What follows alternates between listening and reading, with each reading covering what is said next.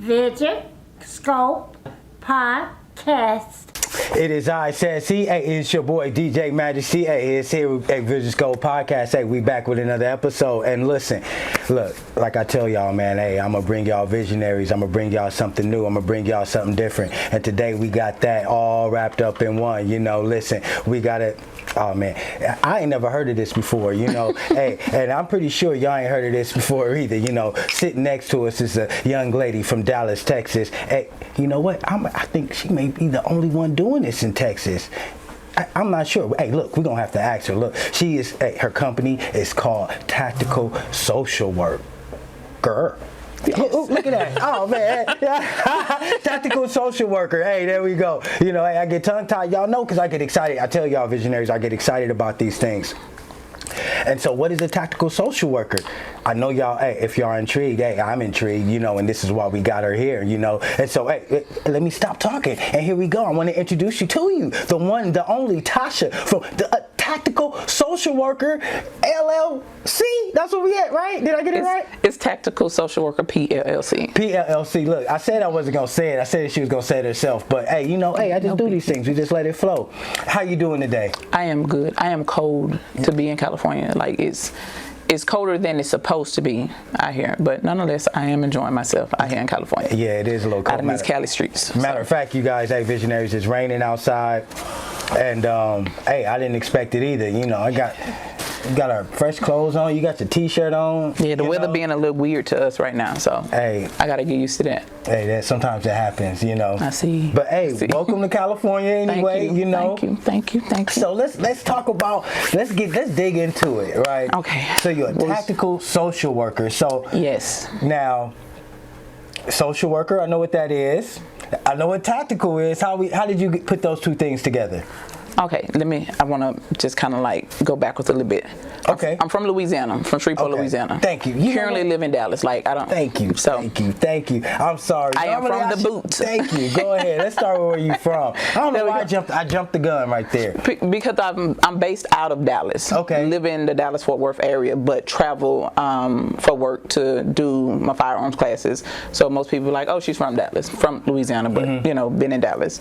But the whole tactical social worker piece, most people will be like, oh, well, that doesn't make sense. Like, how does mental health or how does social work and firearms go together? Well, it actually do if you understand the basics of what social work means and then the basis behind firearms training. So how I got involved in that, something I like what you did. You was like interview visionaries. So normally when I introduce my company, I'm like, I'm the founder and visionary behind Tactical Social Worker pLLC. Nice. Because it is something new to people. It's still kind of an oxymoron because most people hear social work and they think anti-gun, liberal this, liberal that. But I'm like, there's a mental health piece in it with being able to keep yourself safe on all levels, whether it's sexually, mentally, physically, emotionally, psychologically, spiritually, financially, all of that. And we need boundaries in place to keep ourselves safe. Hence, boundaries being one of the biggest things I picked up just going through lifing and social work grad school.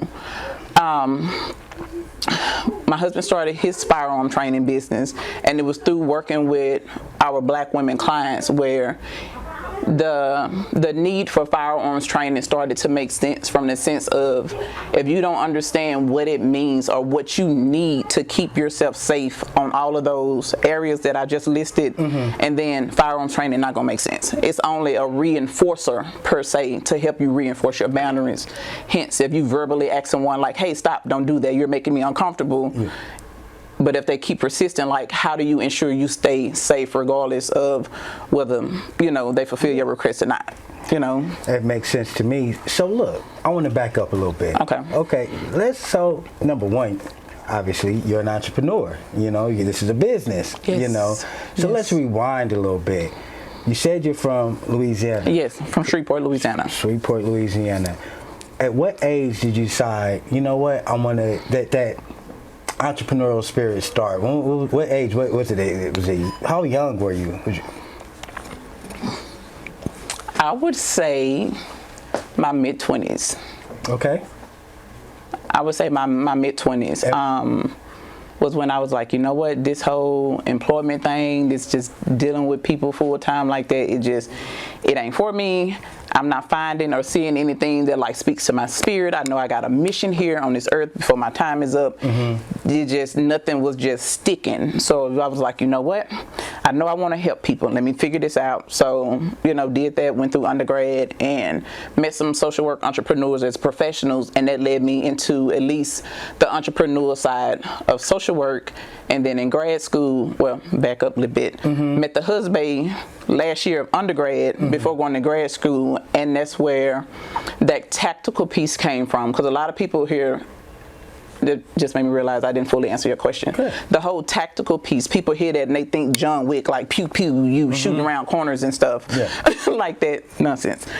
Tactical just means well thought out, being strategic, having a plan, which we should be intentional in everything we do anyway, no matter like what it's relating to, whether it's what we choose to live, who we choose to give our energy to, things like that, our relationships, like who we work for, things like that. So tactical does have that firearm meaning to it, but it's also being intentional about all those other decisions as well. That is so true. You just got to be smart with your decisions and the choices you make. Indeed, so, yeah. Hence, tactical social worker. Hey, so okay, so all right. So you said 20. That's when the like mid-20s. So about 12, 13 years ago. So was there? You say they kind of, in school, it kind of sparked it up a little bit. Was there a certain person that you saw that was an entrepreneur that said, you know what, man, I want to do that? Was it did you have a blueprint, or did you just jumped into it? Kind of, I won't say, I kind of jumped into it. I knew between those 3, maybe 4 professors, they all did something different. They had their own business, but then they was running like nonprofits, other agencies. So I was like, oh, it's a lot you can do. Like social work isn't just like therapy. So with that, okay, looking for like the best social work grad school in the area. Found one, and I was like, okay, I got to get the hell up out of Shreveport for this. So said that a few months later, but within like the next 6 to 8 months, met the husband. He was already in the process of moving his business from Shreveport to Dallas. The social work school I wanted to go to was in DFW. So I was like, well, if ain't this the universe moving in my favor. So knowing I was going into social work, but not knowing exactly what I was going to do, working with him helped shape that. Because before him, there was no real experience with firearms outside of your everyday story of you knowing somebody who got shot. So that helped shape that. So because see, the reason I ask these questions is because like I like to give our other visionaries or people that's watching, key in how other people start their business. People think that you have to have this master plan, you have everything figured out when you start, and a lot of the times you just got to start and then figure it out. You have to ask for guidance. Whoever it is you be talking to and asking for assistance from, ask, do, and then trust. So, and that's what I did. Yeah, so. See, and that's those are the stories, and that's what I want to bring to light. Because it's not an easy thing to do. You know what I'm saying? By no means. You know what I mean? I don't care what you're starting. You know what I mean? Especially when you're being a visionary and you're starting something new and out the box. Yeah, it's like tactical social work. So now your social working, and your husband's tactical experience, correct? You said so. That's what you kind of more made a. So we wait for the golden nugget. So when I teach when I provide firearm instruction, it's from a place of like boundaries, safe spaces, creating those safe spaces and maintaining those safe spaces on all levels. And I'll just kind of give a light scenario to help paint a picture. So let's say me or just any woman standing in the store in line, you minding your business. You know what you look like when you left the house. You know whether you scrumptious looking or not. Indeed. Indeed.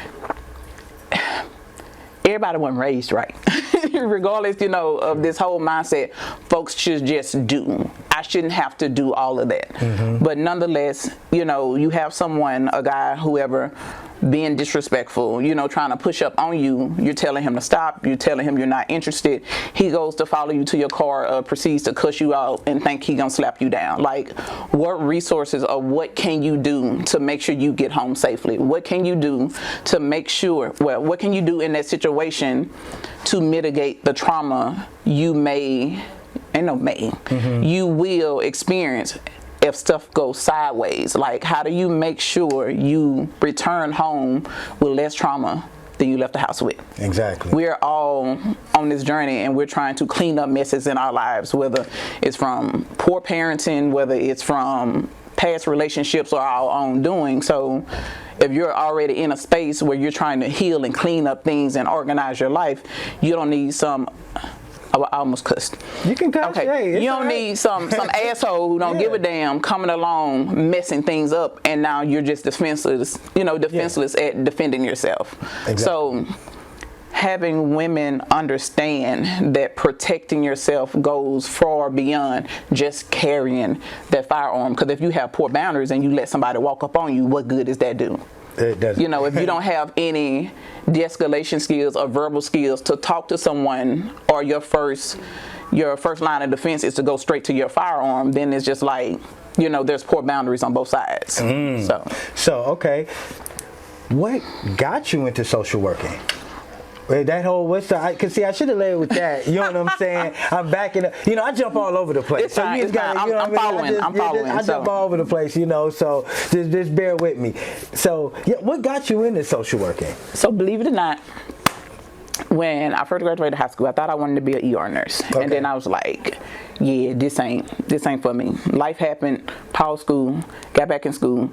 I knew I needed to do something to get out of customer service, but I didn't know what. And I took a, what's those things called? Like a career assessment. Okay. So therapists came up, psychiatrists came up, and social worker came up. Okay. So I was just like, psychiatrist, I don't know if I want to go to school to do all of that. Okay. Therapy, I don't know about that one. Social work, let me see what this is. Because like most people, they hear the term social work and they think CPS, Department of Children and Family Services, out here taking kids. Yeah. That's furthest from the truth. Most CPS workers are not social workers, they're case workers. It's a difference. Social worker can be a case worker, but not all case workers are social workers. So me learning that, I was like, okay, you can do 10 million and one things in social work.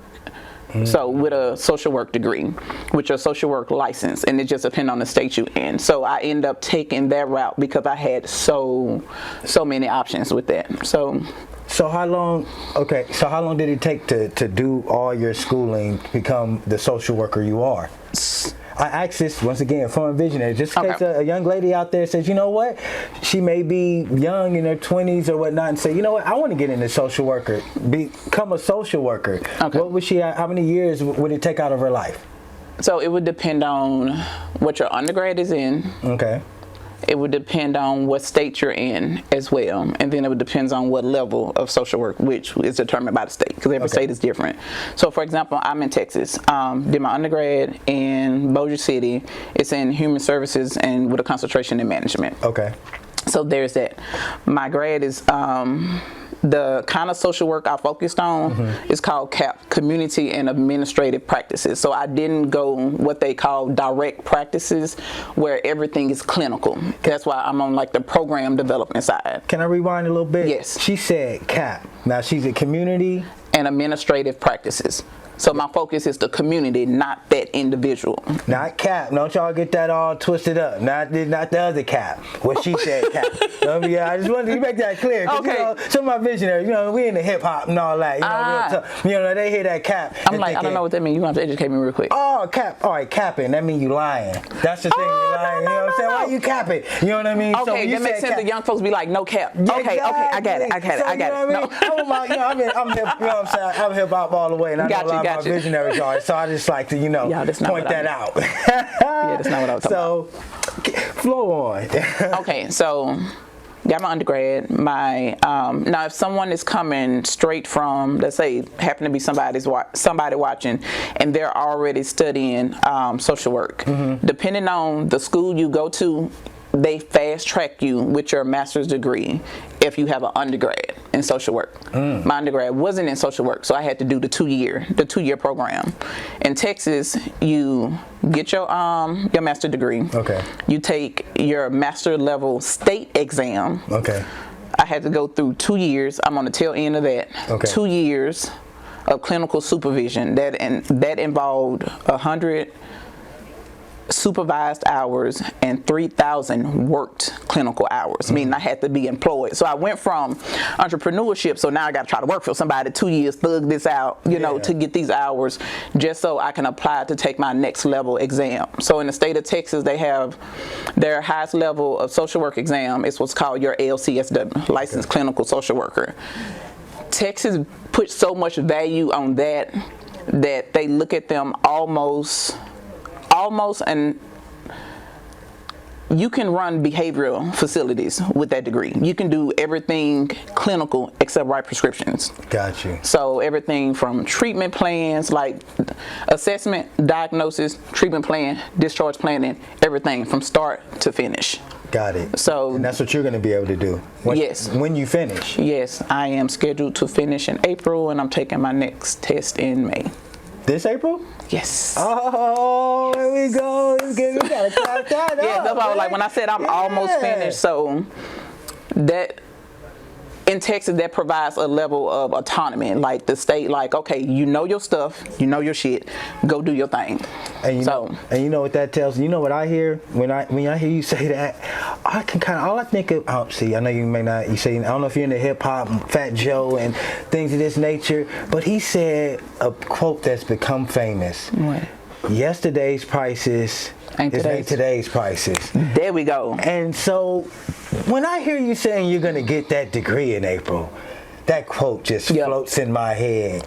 Yep, it's another state license. Yeah. So congratulations. Thank you. And another thing I heard in that story, I want to point out to the visionaries is what she said is she's an entrepreneur, but she still also has to work.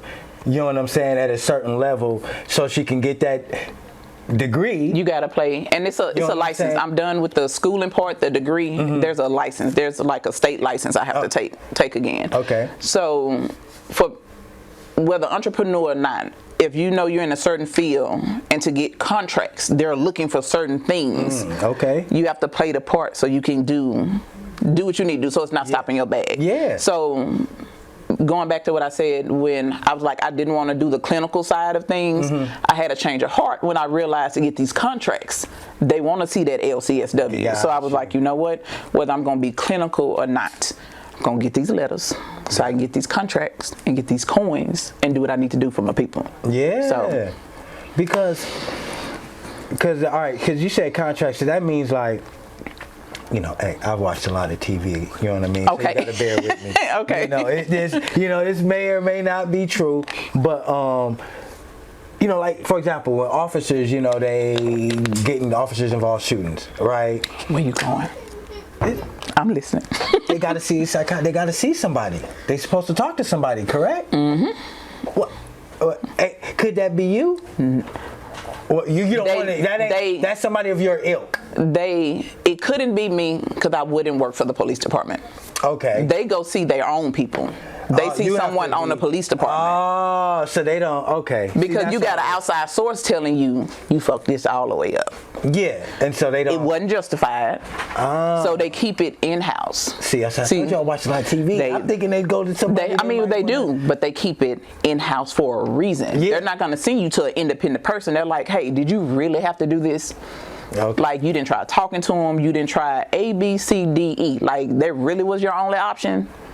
Hey. So it's like would be a conflict. So when for clarity, when I say contracts, I'm thinking like going into the school system or the community, teaching babies, whether it's teaching them the education piece to firearms, because we have a lot of things that would be considered a public health issue with these negligent shootings or accidental shootings with babies getting hold to guns that wasn't properly stored for. They don't have the education, or parents just didn't have the education to know, like, hey, your child gonna snoop through the house and they gonna find stuff. You know, or going into middle schools, 5th grade-ish on up, and teaching young boys and girls on why they need boundaries and how they, you know, how that'll help them navigate more healthier connections in life, because a lot of us as adults having issues because we got piss poor boundaries. But if somebody had told us early, like, hey, you deserve this boundary, you deserve to say no, you deserve to set these parameters, people should fall within those or keep it moving. Exactly. You know, so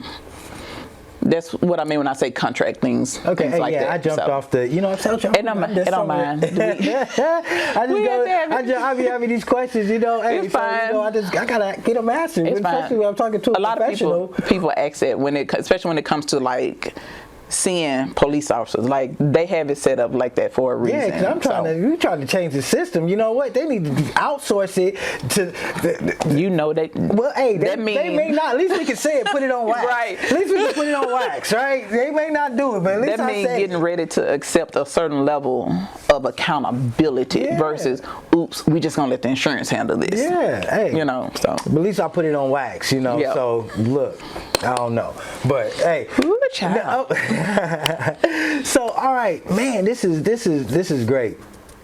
So now you're in Dallas, Texas, Yes. right? You're in Dallas, Texas. So I see you.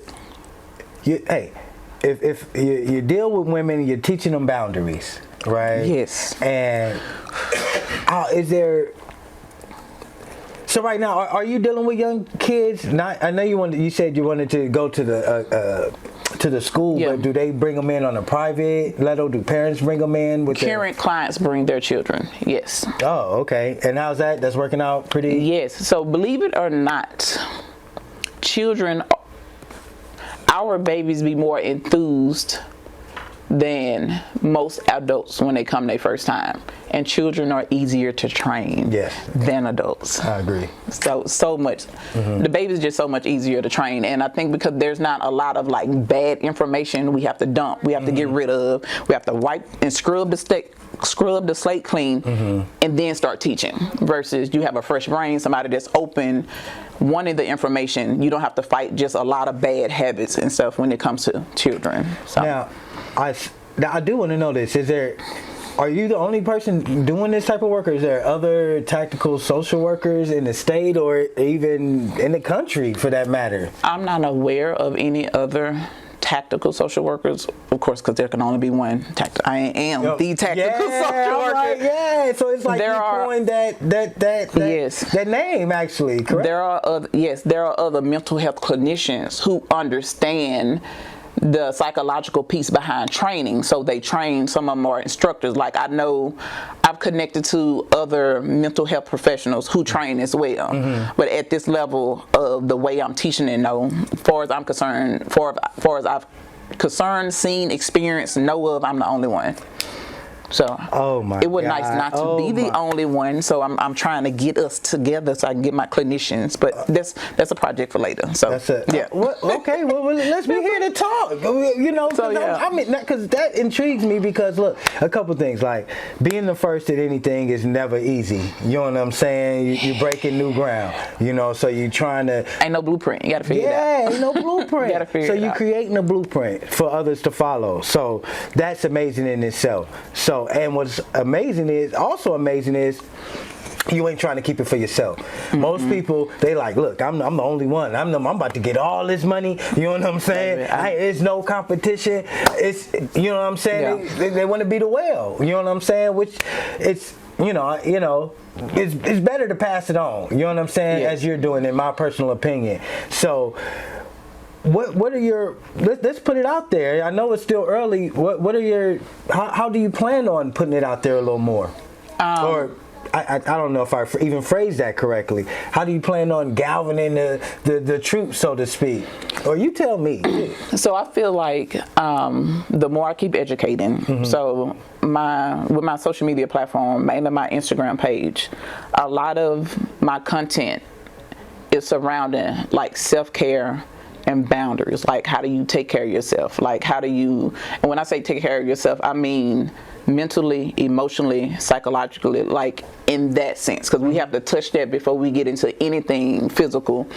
So the more I speak on that, it'll draw people that's looking for their information, and it'll draw other like-minded individuals, whether they're already clinicians or not. So to meet other clinicians who like, hey, we need to sit down, we need to like figure out how to do this, you know, to get people more, well, skipping ahead, to getting clinicians to be able to have the right verbiage as a firearm instructor, because it's one thing to be a clinician who train and you understand it for yourself, but to be able to take that mental health piece and apply it to firearm instruction is totally different. So I mean, it'll be nice if we had a mob of like firearm instructors who were also clinicians, or clinicians who were also firearm instruction, using that mental health piece to drive their firearm training. So okay, cause see, look, from what from what I'm gathering, okay, you got the social worker. So somebody, number one, would have to have the social worker experience and degrees that you totally hold to do it. No. So when I say clinician, I'm including everybody in the mental health field. So whether you're a LPC, a licensed professional counselor, whether you're a LMFT, so that's a licensed marriage and family therapist, so just any type of mental health professional. So if you're a clinician, meaning you can sit down, you can assess somebody, you can diagnose them, you can treat them. This would be easier for somebody with that mindset already, because you would know what to look for. So if you have the mindset to provide therapy or therapeutic services, and you're a firearm instructor, it'll be easy to connect the dots to be like, okay, this person has this going on in their life. They want to train, but they don't carry their gun. They leave the gun in the trunk. They leave it at home. How do I make this stick for them so they understand the importance of training and setting boundaries in place to keep them safe, both with and without this firearm? Because I'm gonna tell you why I'm asking these questions. Because no, you're good. Because I'm like, for the person that's out there, that I know people out there that have a social worker degree, you know, or they in the field, they're technicians, right? They may not have all but they may watch this, or somebody may not somebody I know may be a technician, and they say, dang, I want to get into that, but however, they don't have the gun tactical experience. Right, but they know the technical part. When you say technician, like what you were saying. No, I'm saying clinician, like clinical. Yeah, I'm sorry. I was like, wait a minute, clinical clinician. Hey, yeah, you know, I get the words wrong, but that's what that's what I meant. Yeah, gotcha. For clarity, y'all, he meant clinician, because words matter. Yeah, they do matter, and I'm clinician. Horrible with words. That's why we got the professional here to clear me up, keep me straight, baby. You know, hey. So anytime they just keep on, man, I like it. So So if they're a clinician, and they don't have that, they don't have to be a social worker. They're a clinician within their own mental health field, and they don't have the firearms training. That's a start. So they would have to go through the process themselves.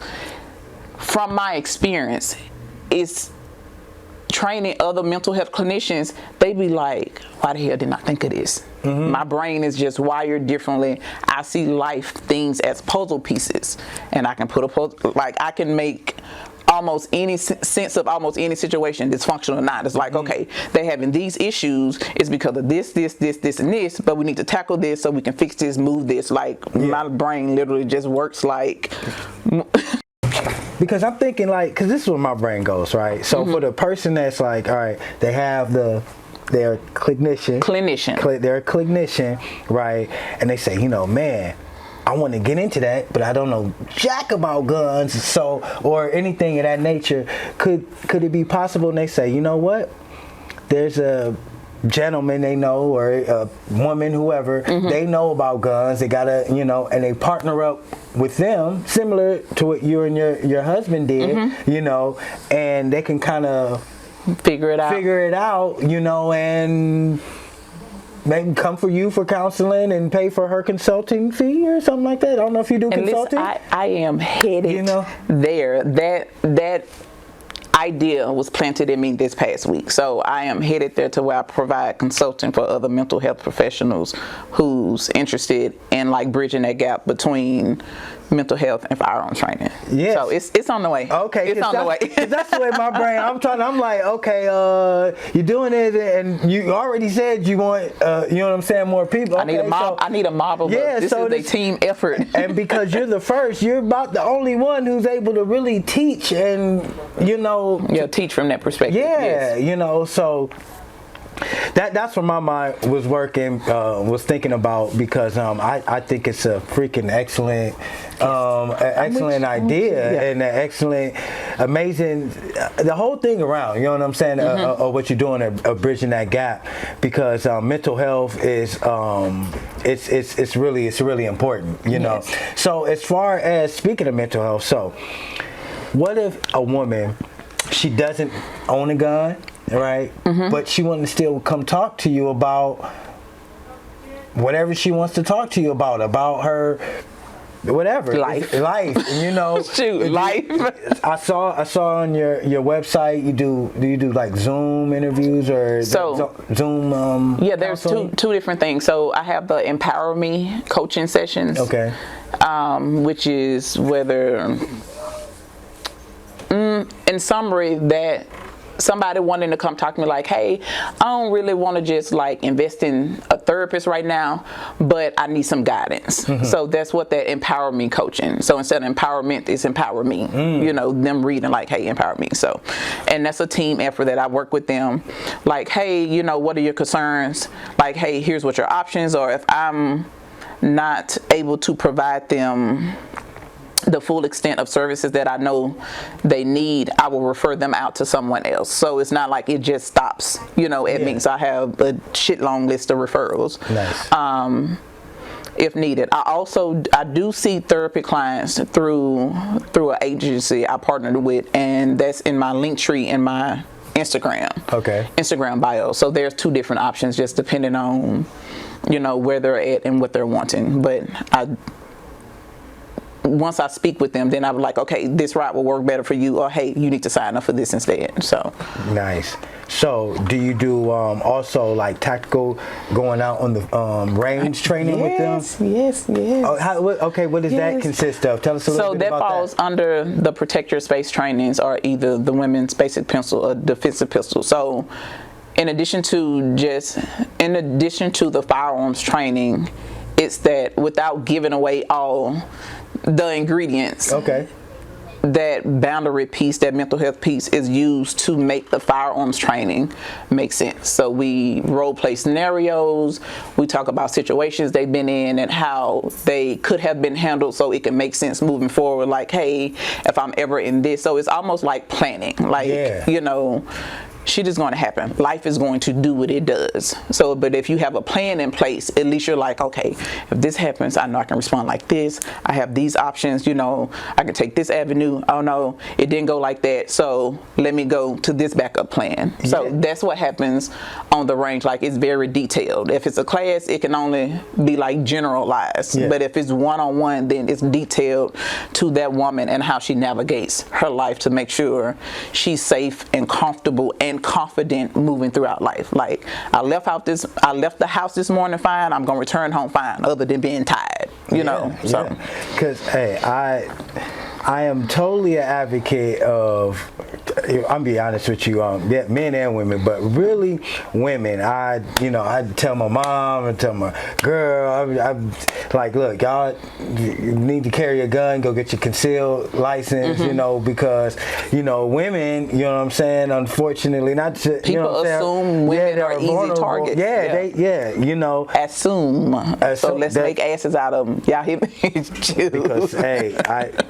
because someday a lot of them ain't, you know, because they have their self-defense with them, you know, so, and so I wanted to add in that because I am in Texas. Texas is very freely allows you to defend yourself as you see fit. Yes, yes they do. So I understand that not everybody's in Texas. The responsible thing to do if you're outside of Texas, even within Texas, you have to know the law and what they say you can legally do to defend yourself. So that's, a big thing. I mean, I'm in California right now, so I have to make sure I put that out there. Yeah, put it out there. Hey, you got to follow all the laws, because let me not forget to mention, we're here doing this interview at Redstone Firearms. We can't forget that, because that's the whole reason, he introduced me to her. Jonathan at Redstone Firearms introduced me to her. And I came out here to, do the interview, and I mentioned that because of that, and also because, if y'all watch the interview with Redstone Firearms, she also told you about self-defense insurance. So make sure you know your laws and you get that self-defense insurance. Mm-hmm. So just wanted to to go along with what you were, piggyback off what you were saying. Is there anything that I forget, man? Tell me, because I probably could have forgot anything. Tell me something that that you want the more people to know about your business. Maybe something I forgot to ask, or something a service you provide that. I'll highlight one of my most popular workshops. So it's called Queen's Weekend. Okay. Queen's Weekend, or some people refer to it as Boundaries and Cocktails. So it's a 2-day event. I offer it within the state of Texas and outside of the state of Texas. Day one, it's a group of sisters. We sit around. We talk about why you're in class, like what you expect to get out of class, like, hey, what do your boundaries look like? Like, what do you do to keep yourself safe? Like, on all levels. Oh, you really don't have no boundaries because you just didn't think that was necessary. Yeah. So we'll literally go through and run through different areas of life, like, hey, we can tighten up here, or where do you need boundaries at? Like, what does it take for you to feel safe? Because you ask a lot of people that question, mm-hmm. and they honestly don't know. You ask about, like, hey, do you feel safe when you walk around? You would be surprised at the number of women that answer that no, but nothing is being done about it. Mm-hmm. But nonetheless, the first day of back, we sit around, light beverages, we talk about it, we come up with solutions. So it always turns into group therapy. Always. So the first day is that. The second day we follow up and we're at the range. So they get introduced to the firearms training side of things. So nice. So this happens in Texas? Or where do you? It happens in Texas, and it's a service provided. I travel as well. So if someone is interested in setting that up for their city, email address is tacticalsocialworker@gmail.com. So I set that up, let them know, like, hey, what I need in place for me to come out. Wait, time out. Did I move too fast? Yes, you moved. You see how fast you said I'm like, wait a minute. Gmail.com. Wait, you gotta rewind and slow it down for the visionary. They like, I'm sorry, y'all. Even though I'm gonna have it all down there, I'm sorry, y'all. But plus I'm gonna edit it and I'm gonna have to rewind and be like, woo, right, tactical, so no. Moving too fast. Okay. So just slow it one more time for me, please. So it's Tactical Social Worker, TACTICALSOCIAL. I feel like I'm rapping. You have to spell it. People be like, wait a minute. You ever been trying to write a number off a voicemail and you be like, I'm wait a minute. Down at the bottom. Okay. Yeah. TACTICALSOCIALWORKER@gmail.com. TacticalSocialWorker@gmail.com. TacticalSocialWorker@gmail.com. Yes. So if they want to set up anything in the training, for me to travel, I do travel and provide my services as well. Hence, California. Out in California. Y'all see she out here in California. Hey, we out here in Burbank. So obviously she'll travel. So y'all better tap in with her now. You know what I mean? No excuses. Hey, what can I say? Look, she's doing her thing. She's a visionary. And so, wait, oh my God. What? Tell me more. Do you have any more that you want to tell me about your business? Do you got, come on, something tells me there's more. You got something else. Is there any more? That's it? Did we get it all? Did I get it all? That's the meat of it. That's the meat of it? Because I want to make sure I got it all. That's the meat of it. Oh, man. We got social media, but Yeah, all right, so look. we got your social media. We got what you're doing. Listen. Yeah. Tactical social worker. Come see me. Come see her. And look, on my clinicians, right? Clinician. This is a clinician right here. Actually, my girlfriend. She does that. Clinician. She's a social worker. So that means she's a clinician. She's a social worker. If she for mental, if she's in care, mental health for mental health. If she provides direct practice services, so. I don't know. I gotta figure that out. But hey, does she provide therapy? Okay, no. But all right, so maybe not. So I just have to go to that. It's all good. But listen, you do it, and all my other, you know what I'm saying, clinicians out there, hey, you should think about doing it too. It's another whole lane, that's opening up. And look, it's needed. It's needed. It's needed, so it's an amazing service you can provide. So let's not, before anything, that's number one. It's an amazing service you can provide to the people, right? Number two, hey, listen, you can learn from the guru herself. You know what I'm saying? You can learn from her. You just gotta, like anything, you gotta pay, you know what I'm saying, a fee, which is worth the fee because it's an investment in yourself, which you're gonna in turn turn into a business, which, hey, check this out. If you do it now, you go to the guru, she's the first, you'll be the second. Ain't nothing wrong with being the second. Listen, I already told you, if y'all watched the first episode, I told you the stories about being second. Kobe was second. He got 81 points. Is that a bad second? I don't think that's a bad second. Is that a bad second? No. He's still a legend. He's second in a whole lot of categories, and he's a legend. Yeah, doesn't matter the place, as long as you fulfill your role. So. Poke your gospel. And on that note, this is Majesty with VisionScope Podcast. Hey, a tactical social worker. You know what I mean? Yep. Ooh, the first of her kind. Oh man, I gotta pop your collar. Hold on, let me. I had to pop that collar real quick. You understand me? Because that deserves a collar pop. I appreciate that. Oh, hey, I appreciate you talking to me. And on that note, thank you, my visionaries. We'll catch you on the next episode. VisionScope Podcast.